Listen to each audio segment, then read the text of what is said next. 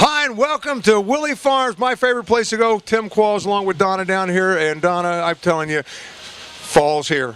We are celebrating, well, of course, you know we celebrate the seasons here at Willie Farms, and we're celebrating fall right now. So we've got lots of pumpkins, we've got corn stalks, we've got hay bales, everything you need to celebrate the season. Yeah, when you're talking about decorating the house and all that, we're going to go into so much stuff. We're going to show you how to prepare some different things, with the pumpkins and stuff like that. So there's a lot that's going to be going on in today's show. But I want to remind everybody where Willie Farms is located real quick, if you would, Donna. Right on Route 13. We're just a few miles south of Odessa, just a few miles north of Smyrna. Very easy to get to. If you're on old Route 13, you're good to go. If you're on Route 1, easy to get off in Odessa or in Smyrna. Come right here. You can get right back on Route 1. Now it's time to go inside and get this show started. So come on in and join us here at Willie Farms.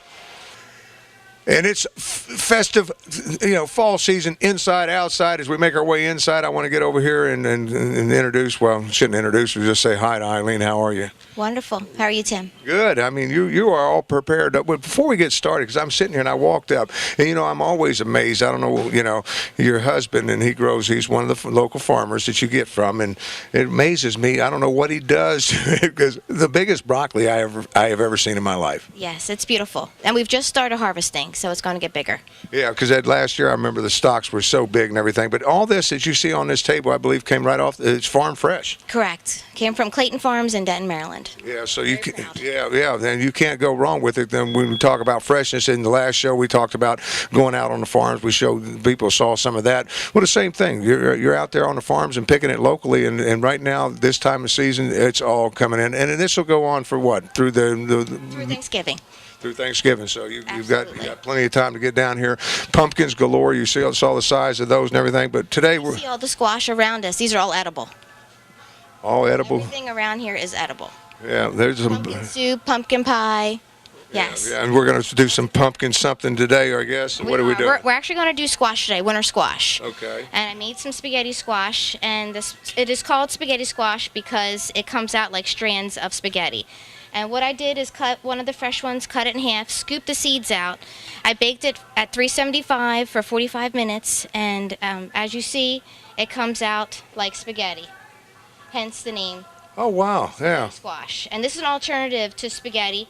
It doesn't have the starch that you want, that you don't want, your body doesn't want. It's out of this world fresh, and I'm making a recipe today with plum tomato, which are available all season long, and right now they're still locally grown. I have basil, which we carry all year long.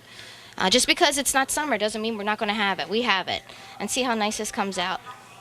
That just amazes me that, because when you said spaghetti, I'm looking, but it does. It comes out stringy and everything, and it's so easy to do. Now, you bake that for 375 for how long? For 45 minutes. And I turned it upside down, and I put it in a little bit of water, so the steam kind of keeps it hydrated so it doesn't dry out. And as you see, it's nice and moist. And that's very important. So what I'm going to do here, I marinated some onions and garlic, and I've already added that to the spaghetti squash. And then I'm going to dice up some tomato, plum tomatoes, round tomatoes, whatever you have around the house, because these are available all year long, and right now they're still local through the fall. The tomatoes. Now, would this dish, what would you consider it as, a salad? Or? No, you could use this as a main dish or a side, if you like. It's whatever you prefer. Now, vegetarian-wise, I mean, that'd be a great dish for somebody that's a vegetarian. If you're not vegetarian, this is like a pasta. Remember, it's a spaghetti squash. So, is the spaghetti a side for you or a main meal? I love pasta, so. So this is it. So this is a little bit of feta cheese I'm going to add to this. And again, this is just spaghetti squash, tomato, marinated garlic, and onion. And I just kind of toss that aside. And then I am going to cut up some basil for some of that Italian flair. And then we're just going to... This looks so good. I mean, the aroma's starting to come up now, so it's smelling good and everything else. But I just can't believe it's made from squash. I mean, I'm looking at it. You would never guess that's squash. And is this a particular kind of squash, or is it just... It's a winter squash, but it is available all year long. And it's winter because it's locally grown in our fall and winter season. Very healthy looking too. That's what I like about it. When you're talking about it. And again, I had to cook it last night because we only have a couple minutes. But it's great left over. It's great fresh, and I want you to try a little bit if that's okay. Would you mind trying it, Tim? Oh, I'm going to. Yeah, I'm waiting on. My mouth is actually starting to water here. Am I good to try it now, or yeah? So I'm going to let you dip a little bit in there, and get a little bit of everything. There you go. Here, I'm going to let you have the microphone. How's that? Absolutely. You tell them where we're located. We're located Route 13, 4 miles south of Odessa. We're WILLEY Farms, family owned. Been here for 42 years. We love it. What do you think? Is it nice? It's a pasta. I mean, people, I'm telling you, forget about pasta. Go with this. I mean, it's healthier for you. There's no doubt. You say you don't get the starches. No, it's all vitamins. It's just full of vitamins. Yeah, what a great way to replace pasta. Have you ever tried this, you guys? I mean, you definitely want to try this someday. So, I mean, there's plenty of it here, so we'll just leave it for them. But let's talk again. This time of year, you're getting ready to cut into what? This is a butternut squash. I'm sorry, I'm going to continue cooking. This is butternut squash, another one of my favorites. Now, this is going to be a sweet and savory dish. And basically, I'm just going to cut the bulb off, cut the ends off, and then I'm going to start slicing. This you don't eat the seeds. You would actually cut that out. But I'm going to just trim the skin off. You know, this is the best time to cook. There's so much flavor out there in the wintertime. You know, summer is all fun. The barbecuing, which we did the last time we were here, was all fun. But this is hearty meals. These are good, fill your belly items. I love this the spaghetti squash there. I mean, I'm sitting there wanting to eat more of that. I'm having to hold this microphone, so you're going to have to hurry up because this is down here in front of me here. So I can do it two-handed as you're cutting that, and peeling it. So if I slop something on me, that's all right too. All I'm going to do here is slice and dice this butternut squash. I'm going to saute it with a little bit of olive oil and thyme. Bake it at 375 for 20 minutes. And it's extremely easy. And that's all there is to it? That's all there is to it. Then it's ready. There are ways that you use butternut squash, but this is just an easy dish. It looks like it'd be an easy dish. Now you have to bake that afterwards? I'm going to bake it. After I finish dicing up the butternut squash, I'll put some thyme in there, coat it with a little bit of olive oil, which I'll do right now. And as we're talking about this, I want to remind everybody the deli section here. All this is pretty much available. Your cook does a lot of this throughout the season. Yes, absolutely. We have a wonderful cook, Susan Dempsey, a chef who comes out just about every day. Comes out front, meets and greets the people, and then brings out her wonderful dishes every day for lunch. Now, not only does she have it for lunch, but we make a wonderful homemade, made from scratch soups, chilies. 4 to 6 different varieties every day of her made-from-scratch soups. The broth is from a chicken. It's not from a cup. And very good. Every day of the week. Everything that you guys, I got to say something about that before we wrap things up here, because I stop anytime I'm down this way. I can't help but stop and grab the salsa. And this time of year, it's still as good as what it is in the middle of summertime. I mean, whoever the chef, she does a fantastic job. And then on top of that, you go into the deli and everything's great. I mean, and you can have a whole meal. You don't have to you don't have to prepare anything. You can come here. Chicken pot pie. Oh yeah. We have the family size now too. So it's not just a single serving. We have the family size, which feeds a family of 7. Now, what did you do with all this now after it's all said and done? We go and you're going to come up with one, I know, because we don't have time to bake it and we got to wrap things up. So my butternut squash, again, coated with a little bit of olive oil and thyme, and it's delicious. And I'm gonna feed you. Ooh, that steam's coming up off of that. Yeah, as we go to back down, I've got to. Oh, you're just going to. Oh yeah. My dream come true here now. What? Be sure it's cool.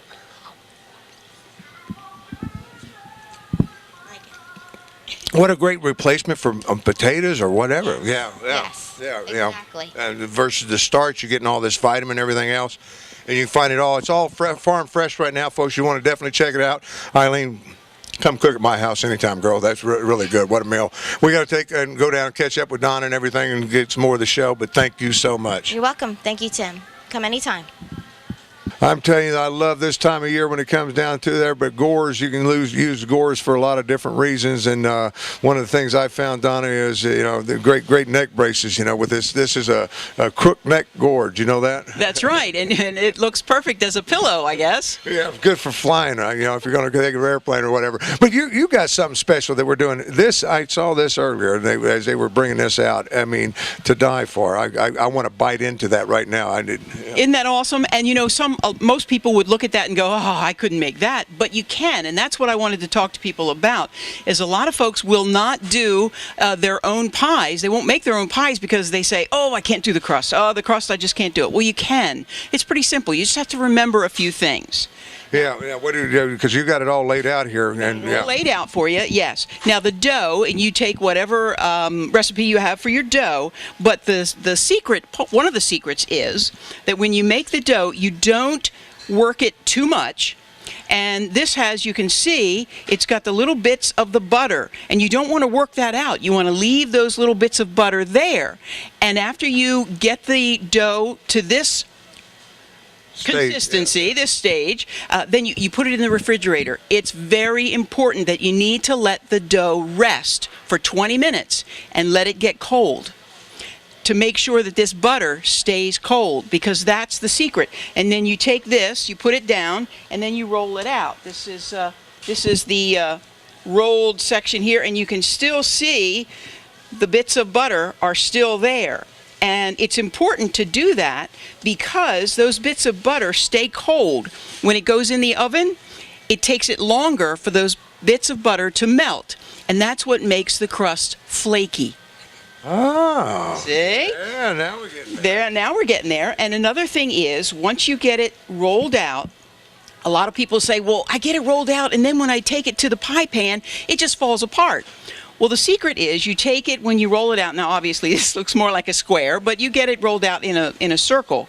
You fold it over once, fold it over this way, then you can very carefully, and you can still see those bits of butter that's right there. You fold it over, you take it over here, you put it there, then unfold it. Oh, see, I would have tried to pick that whole thing up. I would have messed it up from the get-go then, right? Pick it up from here, and if your dough is not in the right consistency, it's just going to fall apart, and that's what people have the trouble doing. Now, the other thing is that you can be fancy. Now, with this apple pie, we didn't have to be fancy because of the scalloped pie pan right there. The scalloped pie pan made our decoration for us. But we do have these, you see these little things over here?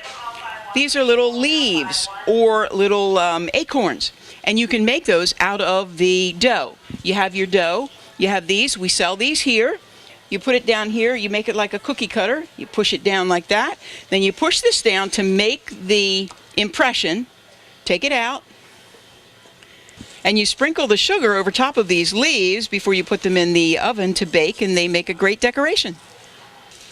And there you go. Fall leaves. Fall leaves. You put them down there, you put them in the oven, bake them, and then you can put them on around the edge of your pie to make a nice decoration. Speaking of pies, it's just coming out. Speaking of pies. This is to die for right here. That is an awesome looking pumpkin pie.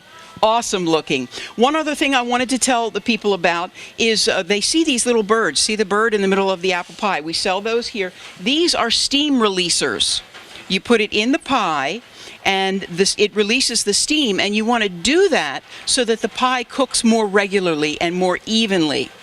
And that's what the steam releasers are for. I would have never known that. So I was looking at the decoration. I thought they actually fit for a purpose. Oh, it's absolutely a purpose. It does look kind of cute to see the bird coming out of your apple pie, but it is for a purpose, absolutely. Yeah, so it kind of lets the steam out, so when you cut into it and all that, The cooking, it cooks more evenly if you release the steam like that.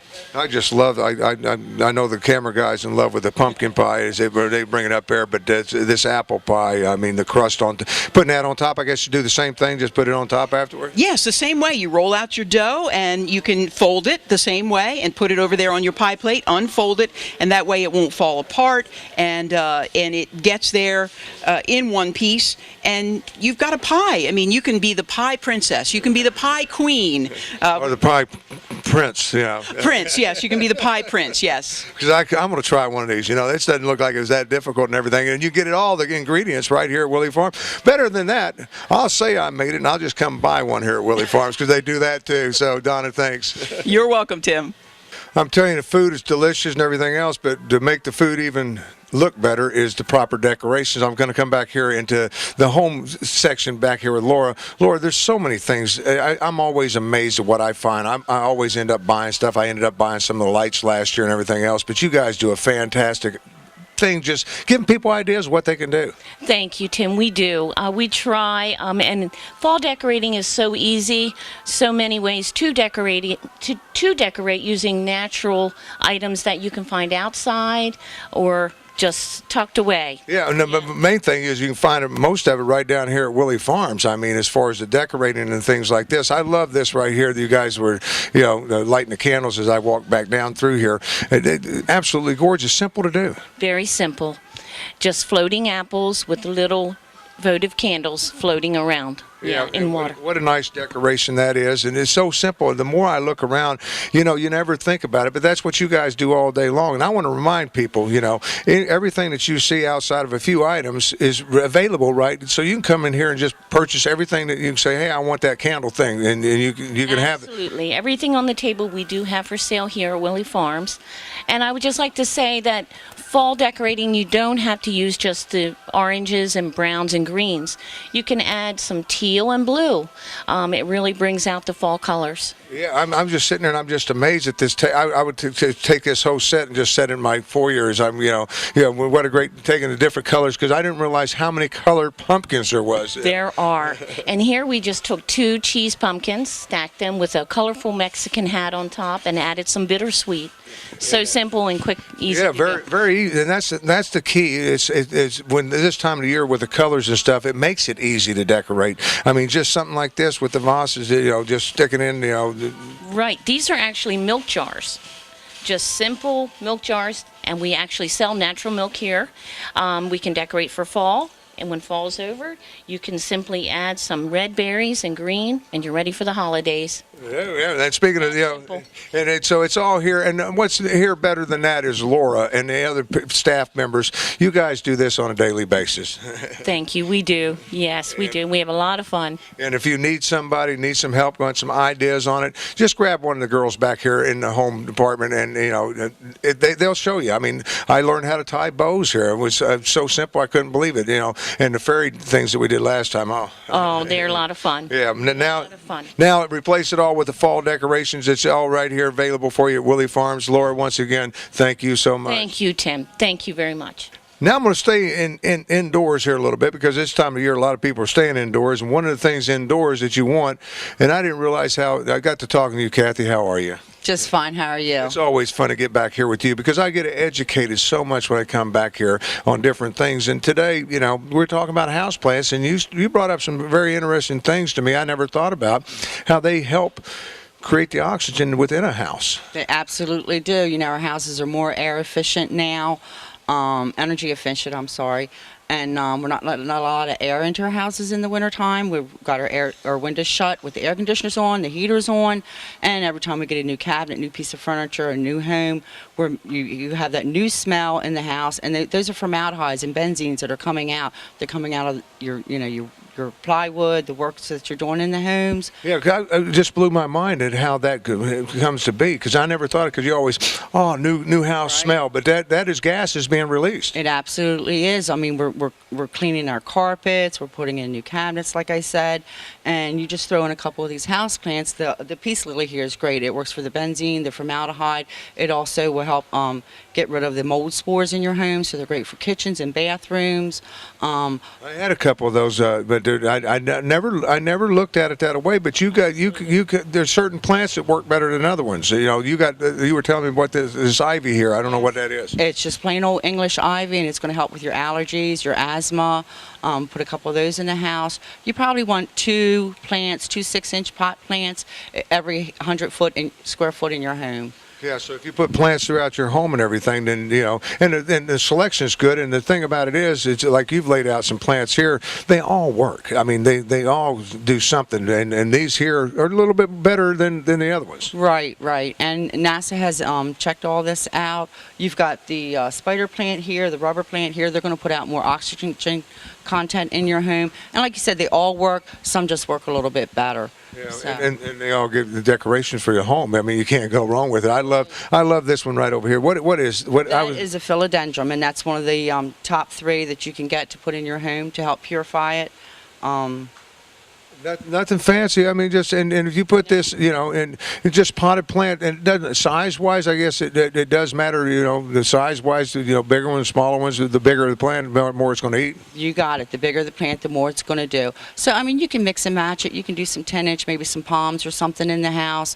Maybe a small grouping of some. We've got the aloe plant. I was going to say even a little cactus, but that's aloe, which is a cactus. Aloe, so you can burn yourself and clean the air at the same time, and it's all good to go. Yeah, so that's full medicine for you right there. That's cleaning the air for you, and plus on top of that, you can use it, and everybody knows about aloe and everything. But the key is to put plants in your house this time of year, or year-round, really, to help, just to help eat that and create new oxygen in the house. And when you have your windows open and it's nice, cool in spring, you can put them outside, and you do want to use organic fertilizers and things on the plants. You don't want to be, adding to the problem. You want to get rid of the problem. And for more information, you can always, this young lady is here. I think she's got a bed someplace that she sleeps here because she's always back here working.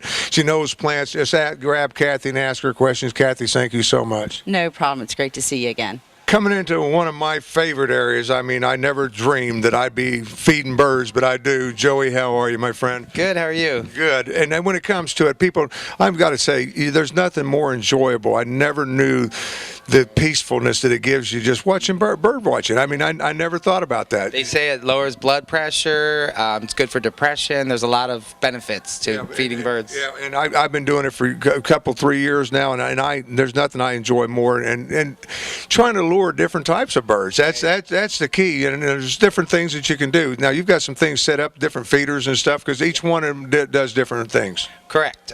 We've got thistle feeders, we've got mixed seed feeders, we've got mealworm feeders, suet feeders, and they all attract a variety of different types of birds. I know suet attracts woodpeckers, wrens, finches, lots of different things. The thistle generally attracts chickadees. We have specific feeders now that finches like to feed upside down, which has become really popular in the last few years. Yeah, because when I've got a couple of these hanging, you can just hang them from a tree, and just go. I got a couple of those out there, and they're always. I'm amazed at how much you have to go out there and refill them. I mean, because the birds they come once they establish it. Yep, they'll come back. And I was telling you because a lot of people told me northern flickers don't feed off of feeders, but I have a family of northern flickers that come in, and that's very impressive. So you don't know what you're going to get, but if you put it out there, especially this time of year, you're helping the birds too. Exactly. If you make them comfortable, they'll feed.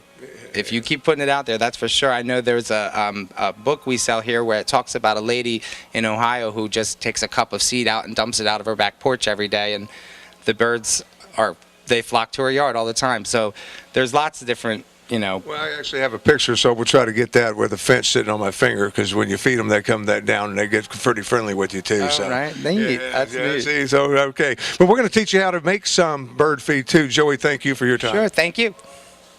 As I thank Joey so much for showing us things as far as what you can get here, there's another thing you can do, and Gretchen's here, and she's going to show us. What are you doing? I'm making an all-natural bird feeder. Yeah, when you're talking about that, because I see you over here cutting oranges, I'm thinking, do they eat oranges? Yeah, they do. They do. A lot of birds love fruit, and they love a lot of different grains and things, and you can use things that are already around your house and maybe past prime. The birds are going to still like it. Yeah, now what are you doing here? I am going to be taking the flesh out of the orange, and I want to make sure that I get the flesh out, and we're going to actually save it because if we might use it a little bit later in this bird feeder, but I want to make sure I don't pierce the skin. I want to keep the skin all in one piece. Right, and then it comes out looking like, Yeah, I got one over here already ready for you. And we've taken most of the fruit out of that one. And what I'm going to do next is I'm going to make this so that this can hang. And what I'm going to do is put a hole. You can use a skewer, you can use a nail, whatever you can do to make a hole in this. And we're going to put one just to the opposite side. And then I'm going to take a piece of twine. Again, just something you're going to have in your garden, most likely. And I'm going to feed this through that hole that I made. That'll work. And then we're going to do the same thing to the other side, feed it through. And this is what's going to hold this feeder in the tree. You're just going to loop it over a nice branch. You want to put your feeders where the birds are going to be kind of protected. You don't want to have it so close so that the squirrels can jump on it either, but The squirrel would have a field day on what you're fixing. Squirrels would also love this. We could call this a squirrel feeder. We really could.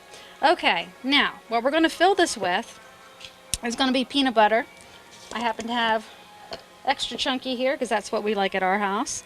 You're going to take about a half a cup. And when you say that, because they've got nuts in there too, so that bird right there is going to love that. Birds love peanuts. They really do. So it's about a half a cup. We're going to take some oats. Just regular oats. Regular oats. These happen to be rolled oats that you would cook and make some, make yourself some oatmeal in the morning. And then we've got some raisins. They love raisins. You could use grapes. You could use cherries. You could use a lot of different things that don't have preservatives and are very preserved at your house. But like I said, if they're just past primer, you don't have enough to put in a recipe. Now I don't want this to be too dry. If it was too dry, what we would do is we would add some of that orange juice that came out of that orange back in. But this is just about the right consistency because we want it to be nice and sticky to stick into our little cup here. And we're going to put it right on top of the string. Now that is amazing to me how easy and simple that is, and you can add different things as you. I've got Cheerios there that are past their prime from my house. I can put some more raisins on the top. Well, you see that's the thing with you Willie girls. You got not only got to make it look pretty too. So that's. Oh gosh, yes. And then we're just gonna tie a little knot in the top. And you're just going to hang it on a branch, and you're all good to go. It's all there for you, and it's that simple to do. In fact, you got one that's been sitting there. If you can grab that, yeah, because you made that one. Give you an idea with Cheerios and all that. This has got Cheerios and breadcrumbs, and again, peanut butter, a little bit of the fruit that's still in there. And in this case, I didn't have any twine at my house. I used some wool yarn. Yeah, so what a great thing to do to make your own bird feeders. I mean, it's that simple. Gretchen, for a rainy day. Yeah, thank you so much. You're welcome. You're welcome. I thought we were doing a show on fall, but it's already out. It's that time of year, too. Right around the corner. It's the holidays. Well, you just never know when people want to start doing their Christmas shopping, and we have to be ready, and so we're ready. Yeah, you are ready. And this is what the department we're in right now. I mean, I love this. It's so many different home things. And we have only just begun. And, of course, coming up November 16th, we have our big Christmas open house, so we will be totally decked out with Christmas at that point. We'll have lots of sales, lots of things in the greenhouse, lots of things throughout the whole store that will be going on November 16th, the Christmas open house. Yeah, so definitely want to catch that. But let's wrap up this show because what a great show this was. I want to thank Eileen, first of all, for the squash spaghetti dinner and that great idea there. And you with the pumpkin pie and the apple pie. I mean, thank you so much. Pretty cool ideas, I think. Yeah, I have great ideas. And then, of course, one of my favorite things to do, and it's one of the things that I neglect when I come here. I forget you guys have that bird area down here. And, it's a great place. And we learned how to make some of our own feeders, too. We've got everything that you need to do that. Yeah, it's all here for you. WILLEY Farms, that's located. But real quick, Donna, one thing we never do is hours. Hours of 7 days a week. We open at 8 a.m. and close at 7 p.m. 7 days a week. Yeah, so it's a real simple and location one more time. We're right on Route 13, just south of Odessa, just north of Smyrna. And, of course, you can find directions and anything that we've got here on our website, www.willeyfarmsde.com. And when you go to the website, be sure to sign up for the newsletter because you get coupons in the newsletter. Ooh, that's a sweet deal. It's all here for you at WILLEY Farms. It's time for us to wrap it up. And, we showed you so much, but you can learn so much and see so much more by visiting WILLEY Farms. Until next time, for Donna and the entire WILLEY family, thank you for watching.